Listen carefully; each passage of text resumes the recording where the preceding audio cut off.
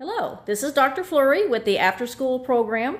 So what I'm doing is I'm making a video to help you understand something that you have a chance to earn now that you probably haven't heard much about. So what I'm talking about is this is something for our after school kids who are not also in our evening martial art program. So you know we have two main programs at our place. We have the after school and summer camp program that involves various different sports. And then we also have our full evening martial art program where people can work, all the way up to black belt and beyond.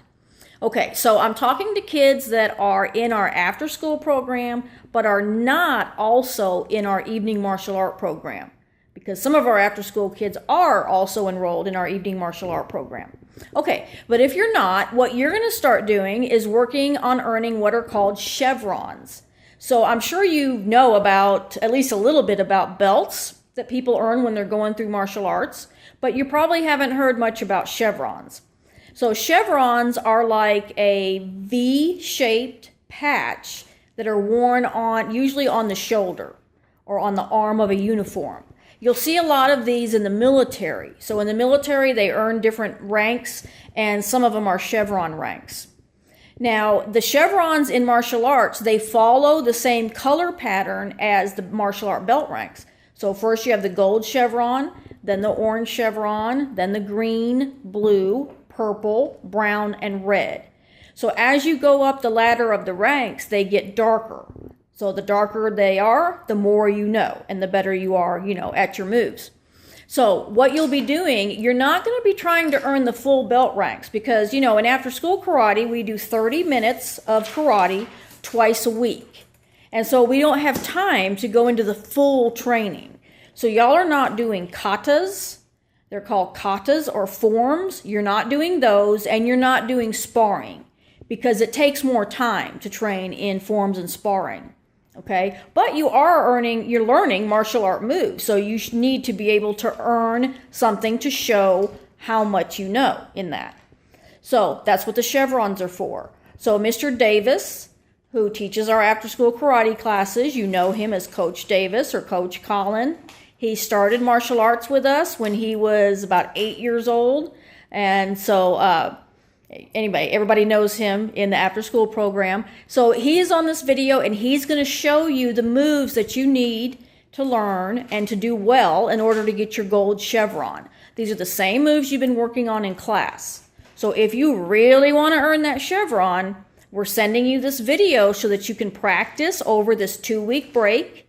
And when we get back to school and after school, then we'll test y'all. We're going to test you a few kids at a time, whoever's really been working on practicing and earning their chevron, and see how you do. And if you earn it, you'll get it, and your parents will sew it on, or actually iron it on, so that's good, parents. It's an iron on, not a sew on your uniform top, and every time you get dressed for after-school karate, everybody will see what chevron rank you are, okay? Now, if you're already a gold, Mr. Davis will be also showing you the moves you can practice to get your orange chevron. Okay, so if it's not on this video, then we'll send you another video for the orange chevron moves. All right, that's about it. If anybody has any question, you can reach me by email, by phone, by text, either way. All right, I hope y'all have fabulous holidays, and we can't wait to see you back after school starts back. All right, have a great Christmas. Merry Christmas. For your gold chevron, you need to know 3 punches: your front punch, your back fist, and your reverse punch. We will be reviewing all 3.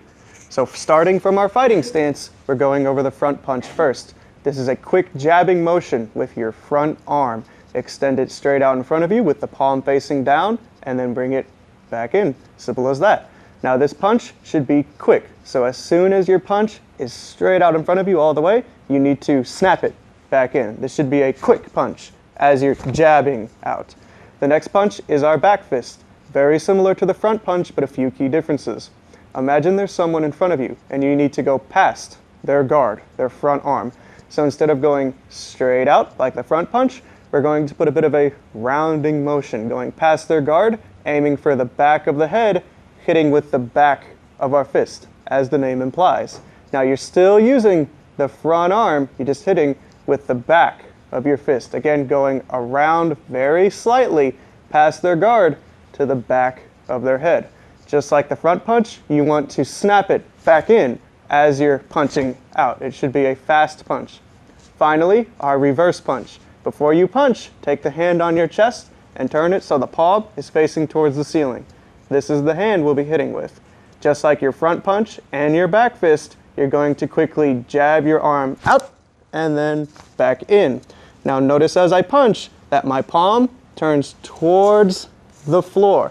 The front punch and the reverse punch serve the same purpose, it's just they're hitting different places. The front punch is higher and the reverse punch is lower. When you're doing your reverse punch, try to avoid turning your stomach towards your attacker. You don't want to leave any openings. Keep your stomach turned to the side. When you reverse punch, you also want to kia, which is our loud yell. For your gold chevron, you need to know 3 kicks: the front kick, the spin kick, and the straight side kick. We'll demonstrate all 3 in this video. So from our fighting stance, we're going over the front kick first. Now before you even kick, you want your knee and your toes to face the direction you want to kick. In the case of the front kick, we need to go forwards. So my toes and my knee face forward as I kick. Now it's done in 4 steps. 1, take your front leg and raise it up. So it's like you're making an upside down L with your front leg. Now 2 and 3 are done almost at the same time, but you need to kick out, snap your leg back in, and then finally set your leg down. That's step 4 right there. So 1, bring your leg up, 2, 3, 4.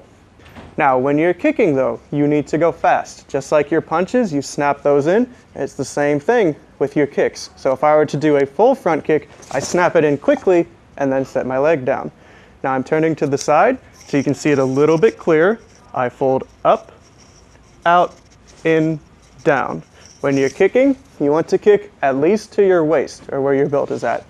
Next kick is our spin kick. Very similar to the front kick, but this time our leg is going sideways. So just like how we pointed our toes and our knee to the front, now we want to keep them turned to the side. So I'm simply going to bring my leg up just as before, out, in, down. Now your knees again and your toe tell your leg where to go. The spin kick in particular can hit low and high. If I want to go low, that's where I point my knee. If I want to go high, that's where I point my knee. But you need to keep your leg sideways the entire time as you're kicking. Finally, the straight side kick. Now this is different from the other moves in that we're aiming for power this time. And this kick has what's called a fold, which is something you do to get a little bit more power on your moves. You're going to be kicking with your front leg, and what you want to do is you want to take that leg and bring it about to your back knee. So my front foot rests on my back knee, just like so. As you get more experienced with this, you do not have to use your back leg. You can simply bring your leg straight up, pulling it back. But for now, I want you to practice this fold until you're used to that. There's 3 important things on this kick. You want to be hitting with your heel, the toughest part of your foot. You want your leg turned sideways, and you want your leg straight. It's all in the name, really. So if I demonstrate the kick, I bring my leg up, I'm going to go straight out, and I'm going to set my leg down. Now you need to do this kick quickly, but you also need to make sure it has power as well. That's what the fold is for, to generate power. That pullback motion will give you more power as you're kicking out. So I want to kick fast, but I also want to kick hard as well, and then set my leg down. Notice how, unlike the other moves, I don't snap my leg back in. If you do this, you will lose power because you're pulling away from your target.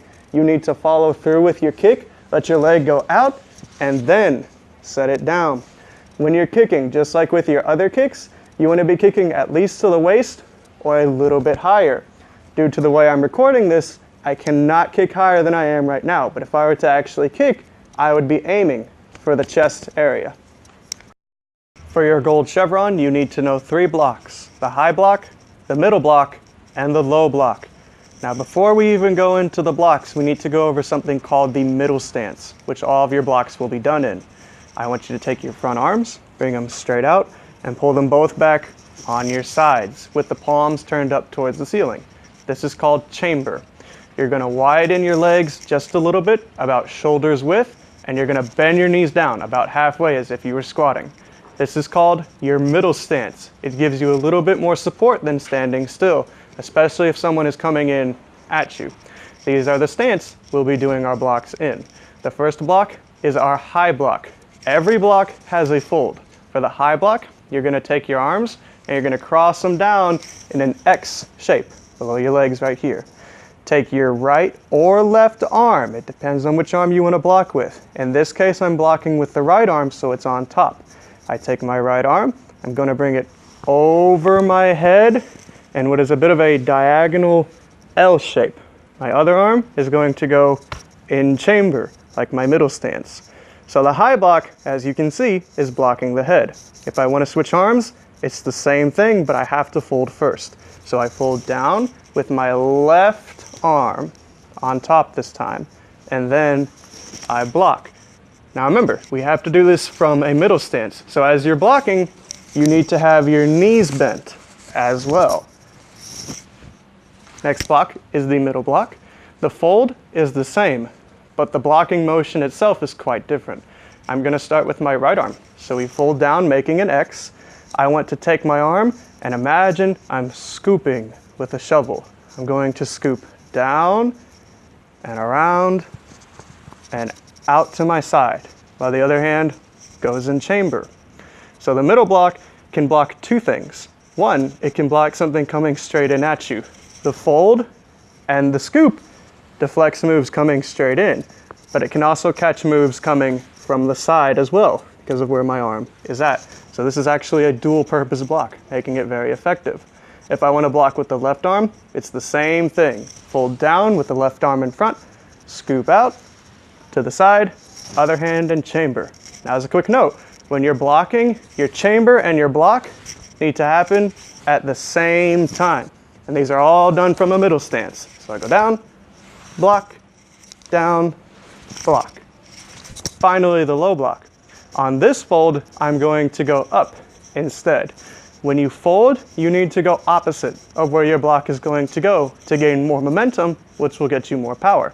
So I'm going to fold up this time with my right arm on top. My right arm is going to go down by my leg, while my other hand goes in chamber. This block is a little bit more specialized. It's blocking something that's coming down low. So my arm goes straight down, other hand in chamber.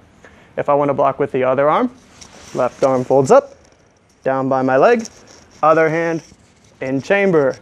Once again from the middle stance, I'm down, up, low block, up, low block. For your gold chevron, you need to know 3 defenses: the two-handed grab, the two-handed grab up close, and the two-handed grab from behind. Now these are meant to be done with a partner, so kids, have your parents help you with these.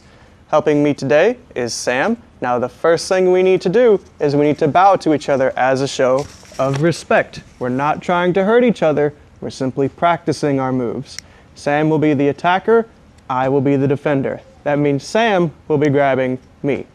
The first attack we're going over is the two-handed grab. Sam is going to grab my shirt from the front with both arms. Now, in your self-defenses, you need to move as fast as possible.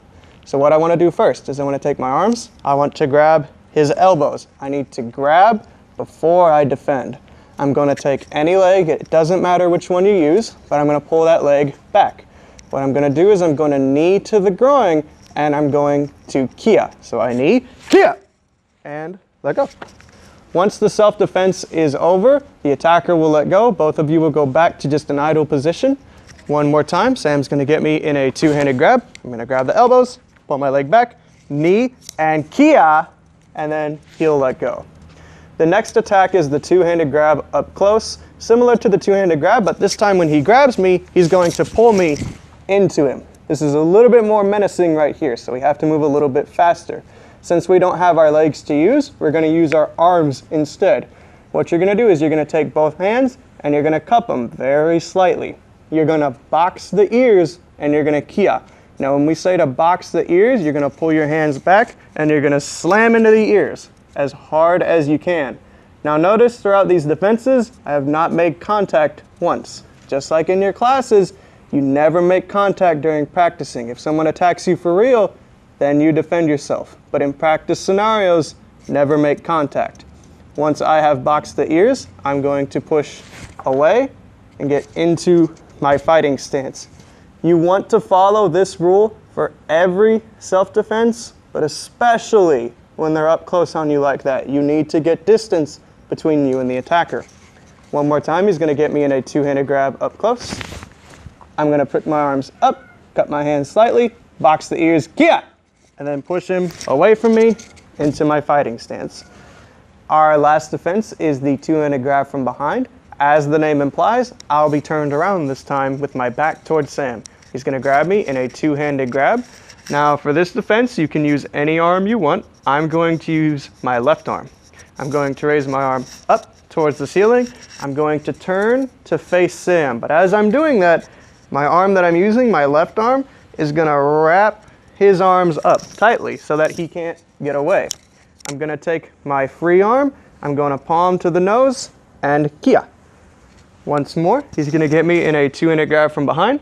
I'm going to use my left arm again, raise it up towards the ceiling, turn to face him, wrap his arms up, take my free hand, palm to the nose, and kia.